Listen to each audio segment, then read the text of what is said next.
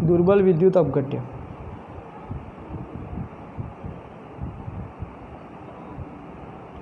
देखो प्रबल विद्युत अपघट्य में क्या हुआ था। हाँ भाई, दुर्बल विद्युत अपघट्य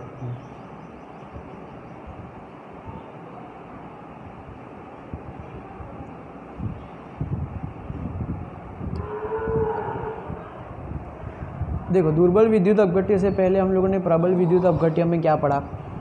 प्रबल विद्युत अपघट्य में हम लोगों ने ये पढ़ा कि भाई तनुता अगर हम लोग बढ़ाते हैं तो आयन जो है वो उनको घूमने के लिए अवकाश अधिक मिलता है, अर्थात मोलर चालकता जो है वो बढ़ जाएगी। ठीक है, लेकिन दुर्बल विद्युत अपघट्य पदार्थ के लिए थियरी थोड़ी अलग है। देखो दुर्बल विद्युत अपघट्य पदार्थ में सबसे पहले आता है एसिडिक एसिड। एसिडिक एसिड को पानी में मिश्र करते हैं तो उनके आयन जो है वो संपूर्ण रूप से आयनीकरण नहीं होते। अगर आयनीकरण उनका संपूर्ण रूप से नहीं होगा तो वहाँ पर आयन भी जो है वो कम मात्रा में उत्पन्न होंगे, अर्थात वियोजित जो है वो कम मात्रा में होते हैं। तो एसिडिक एसिड जैसे दुर्बल विद्युत अपघट्य उच्च सांद्रता पर भी अल्प वियोजित होते हैं। अतः ऐसे विद्युत अपघट्यों के लिए अगर मोलर चालकता देखें तो मोलर चालकता में तनुता के साथ परिवर्तन आएगा। कैसे परिवर्तन आएगा कि भाई वियोजन मात्रा में वृद्धि के कारण होता है। वियोजन मात्रा में वृद्धि के कारण होता है, मतलब कि यहाँ पर वियोजन क्या हो जाएगा, बढ़ जाएगा। ठीक है, परिणाम स्वरूप एक मोल विद्युत अपघट्य वाले विलयन के कुल आयतन में आयनों की संख्या यहाँ पर बढ़ जाती है।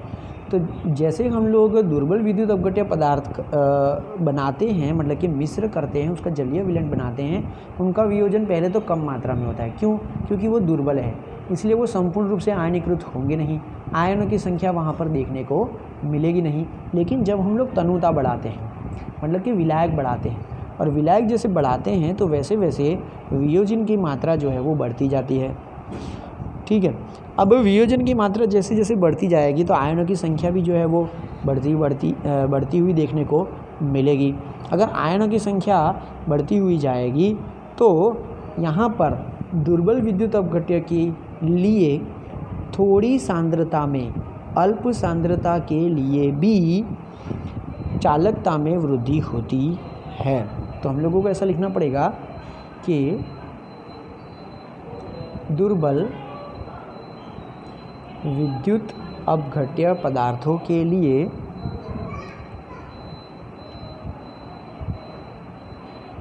उसका जलीय विलयन, उसके विलयन के लिए अल्प सांद्रता, मतलब कि सांद्रता क्या होगी, कम।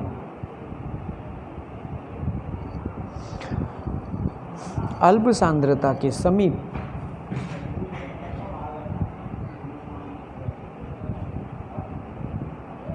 भले ही सांद्रता कम हो, लेकिन अगर तनुकरण करेंगे तो तनुकरण करने पर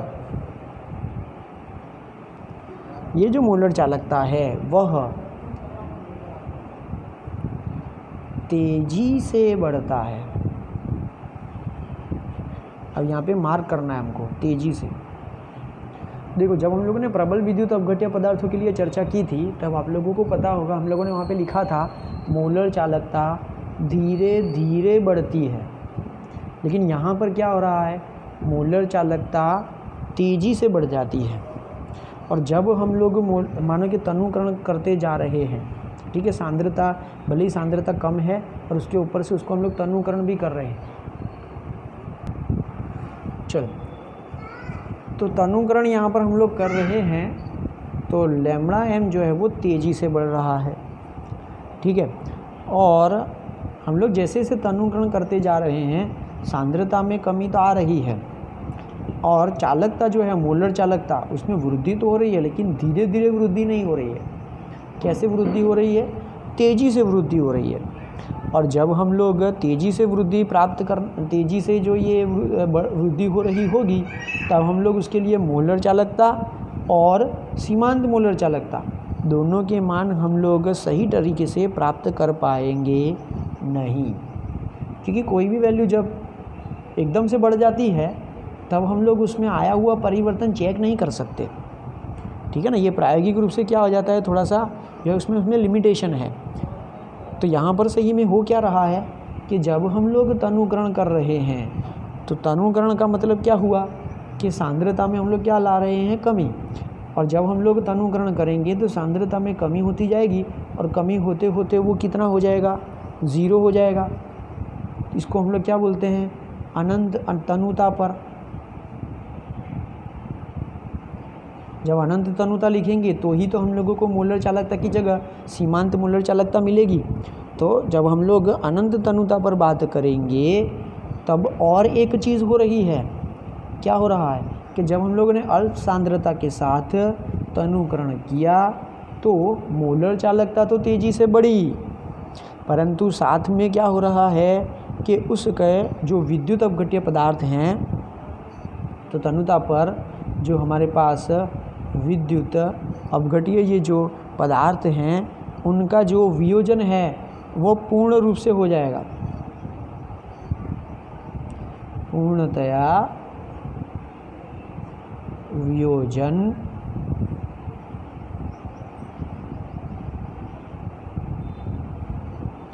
हो जाता है। देखो हम लोग थोड़ी कम सांद्रता ले रहे थे, ऊपर से उसको तनुकरण कर रहे थे, तनुकरण करते चले गए, तब एक मूल्य ऐसा आ सकता है कि सांद्रता घटते घटते 0 हो जाएगी। और जब हम लोग इतना तनुकरण कर देंगे कि सांद्रता घटते हुए 0 हो जाएगी, तब विद्युत अपघट्य जो पदार्थ है उसका वियोजन संपूर्ण रूप से हो जाएगा। उसका मतलब ये हुआ कि तनुता करने पर या तनुकरण करने पर हमेशा आयनों की संख्या में वृद्धि होती है, वियोजन बढ़ता है और मोलर चालकता बढ़ती है।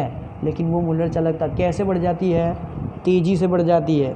तो फिर हम लोग सीमांत मोलर चालकता का मान और मोलर चालकता का मान दोनों ही जो है वो ज्ञात कर सकते नहीं हैं, ठीक है। और जब यहाँ पर विद्युत अपघट्य पूर्णतया रूप से वियोजन हो जाएगा तब उसका वियोजन अंश अल्फ़ा हम लोगों को 1 प्राप्त होगा।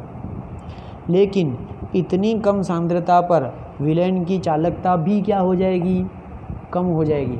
मतलब कि हम लोग तनुकरण तो कर रहे थे, मोलर चालकता तेज़ी से तो बढ़ रही थी, परंतु आप लोग तनुकरण करते हुए कहाँ पर पहुँच गए, अनंत तक, जहाँ पे सांद्रता लगभग क्या हो जाती है, 0। तो क्या होता है कि वहाँ पर वियोजन पूर्णतया होता है, अल्फ़ा = 1 मिलता है, परंतु जो मोलर चालकता है, जो यहाँ पर चालकता है, वो चालकता क्या हो जाती है, कम हो जाती है। कब चालकता कम हो जाती है, जब हम लोग उसको सांद्रता घटाते हुए 0 तक अर्थात अनंत तनुता पर, तब वहाँ पर क्या हो जाएगा, उसकी चालकता जो है वो कम हो जाएगी। और इतनी कम हो जाएगी कि हम लोग उसकी चालकता ज्ञात कर सकते नहीं है। तो उसका मतलब ये हुआ कि दुर्बल विद्युत अपघट्य पदार्थों को उसके जलीय विलयन के लिए जब तनुकरण करते हैं तब अंत में जो सीमांत या तो अनंत तनुता जब हम लोग उसको ले जाते हैं तब वहाँ पर चालकता क्या हो जाती है, कम हो जाती है, अर्थात चालकता ज्ञात कर सकते नहीं है। तो हम लोगों को क्या करना पड़ेगा कि दुर्बल विद्युत अपघट्य पदार्थों के लिए हम लोग सीमांत मोलर चालकता या मोलर चालकता का मान ज्ञात नहीं कर सकते। तो क्या करेंगे, देखो प्रबल विद्युत अपघट्य पदार्थों के लिए तो हम लोग सीमांत मोलर चालकता का मूल्य और मोलर चालकता का मूल्य ज्ञात कर सकते हैं।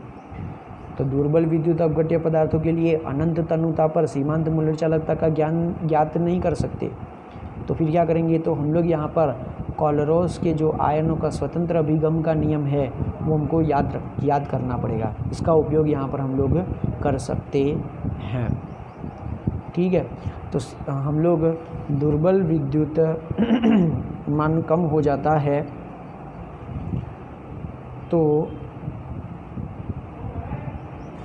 सीमांत मोलर चालकता का मान ज्ञात नहीं कर सकते। उसके लिए कॉलरॉस का नियम, कॉलरॉस का आयनों के लिए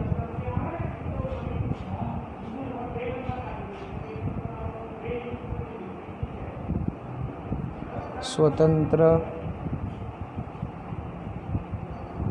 अभिगम नियम का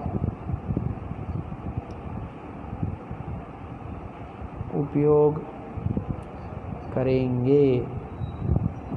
ये कैसे होगा? तो उसके लिए हम लोगों को क्या करना पड़ेगा कि हम लोगों को यहाँ पर उसका वियोजन की जो मात्रा है, लिखता हूँ मैं, वियोजन की मात्रा पहले तो ज्ञात करनी पड़ेगी। वियोजन की मात्रा होगी अल्फ़ा। तो वियोजन की मात्रा हम लोग वो कैसे जांचेंगे? तो वियोजन की जो मात्रा होती है अल्फ़ा, वह मोलर चालकता और सीमांत मोलर चालकता के अनुपात से हम लोग ज्ञात कर सकते हैं।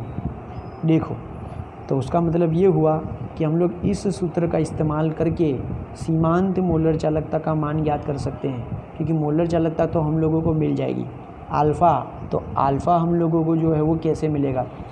तो अल्फ़ा भी जो है वो हम लोगों को प्राप्त हो जाएगा, या तो दिया गया होगा। चलो, अब हम लोग यहाँ पर ये जो वियोजन की मात्रा है वो इन दोनों के अनुपात से तो प्राप्त कर सकते हैं, लेकिन इसके ऊपर से हम लोग एक और चीज़ ज्ञात कर सकते हैं, के ए। ये के ए क्या है? तो ये जो है वो वियोजन स्थिरांक है, ठीक है ना।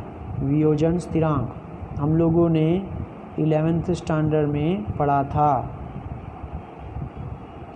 तो वियोजन स्थिरांक जो ये के ए है वो कैसे ज्ञात होगा? तो के ए जो है हम लोगों को C alpha square divide by 1 minus alpha से ज्ञात होगा। ये कैसे ज्ञात होता था? हम लोग लिखते थे ना, पहले प्रक्रिया लिखते थे, फिर प्रारंभिक सांद्रता लिखते थे, फिर हम लोग अल्फ़ा लिखते थे, ठीक है।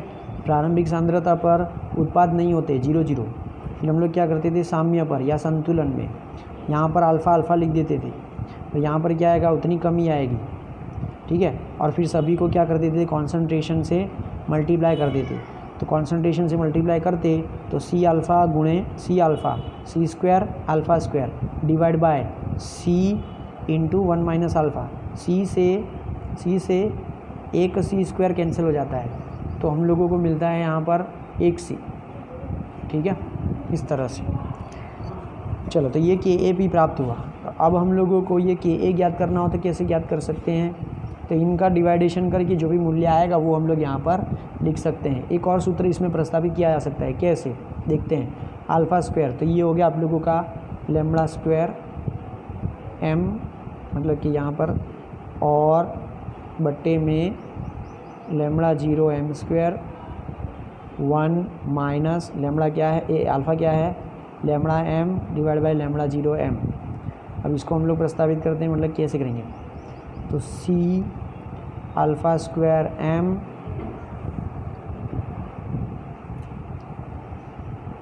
Divide by lambda 0 square M. ये लैम्बडा 0 एम ऊपर जाएगा, तो lambda 0 M minus lambda M, और ये डिवाइडेशन में है, डिवाइड का डिवाइड ऊपर मल्टीप्लाई में जाएगा ना, तो लैम्बडा 0 एम। चलो, अब उसमें से कैंसिल क्या हो रहा है, कैंसिल एक होगा ना, ये लैम्बडा 0 एम एक, और उसका वर्ग निकल जाएगा, तो C lambda square M divide by lambda 0 M, lambda 0 M minus lambda. तो के ए के लिए आप लोग सीधा ये वाला समीकरण याद रख सकते हो। नहीं याद रहे तो कोई बात नहीं है, आप लोगों को अगर 11th का अगर ये वाला सूत्र याद होगा तो एग्ज़ाम में भी 1 सेकंड के अंदर प्रस्तावित कर सकते हैं। तो मैं तो बोलता हूँ कि अगर आप लोगों के पास लैम्बडा एम है और लैम्बडा 0 एम है तो आप लोग पहले ही इसका अनुपात निकाल लो ना। इसका अनुपात निकल जाएगा, वो जो मूल्य आएगा वो अल्फ़ा का मूल्य होगा, तो वो ही मूल्य यहाँ पे सीधा रख दो ना, उसका वर्ग भी हो जाएगा और 1 में से वो मूल्य माइनस भी हो जाएगा और सीधा ही हम लोगों को ए मिल जाएगा। ठीक है, ऐसे भी हम लोग कर सकते हैं। चलो, हम लोगों ने यहाँ पर प्रबल विद्युत अपघट्य में जो कोलरॉस का नियम पढ़ा था उसका इस्तेमाल हम लोगों ने दुर्बल विद्युत अपघट्य पदार्थों के लिए सीमांत मोलर चालकता ज्ञात करना, उसके वियोजन की मात्रा ज्ञात करना और वियोजन स्थिरांक का मूल्य ज्ञात करना, इसका इस्तेमाल हम लोगों ने यहाँ पे किया। तो टेक्स्ट बुक में एक यहाँ पे लिखा हुआ है कोलरॉस नियम के अनुप्रयोग।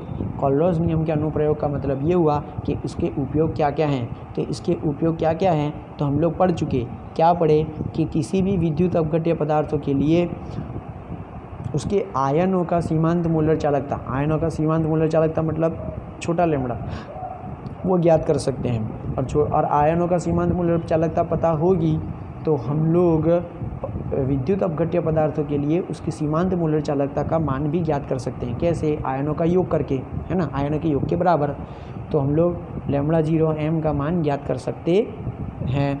चलो, उसके साथ में हम लोग सांद्रता पर, किसी भी सांद्रता मतलब कि दी गई सांद्रता पर मोलर चालकता एवं सीमांत मोलर चालकता के मान भी हम लोग ज्ञात कर सकते हैं। और मोलर चालकता और सीमांत मोलर चालकता का मान ज्ञात हो जाएगा तो हम लोग वियोजन स्थिरांक का मान भी ज्ञात कर सकते हैं। तो लैम्बडा 0 m ज्ञात कर सकते हैं, लैम्बडा n ज्ञात कर सकते हैं और Ka भी हम लोग ज्ञात कर सकते हैं। ठीक है, तो विभिन्न सूत्र जो हम लोगों ने अभी तक पढ़े हैं वो सारे सूत्र हम लोग यहाँ पर इस्तेमाल करके जो है वो विद्युत अपघट्यों के लिए उनकी सीमांत मोलर चालकता ज्ञात कर सकते हैं।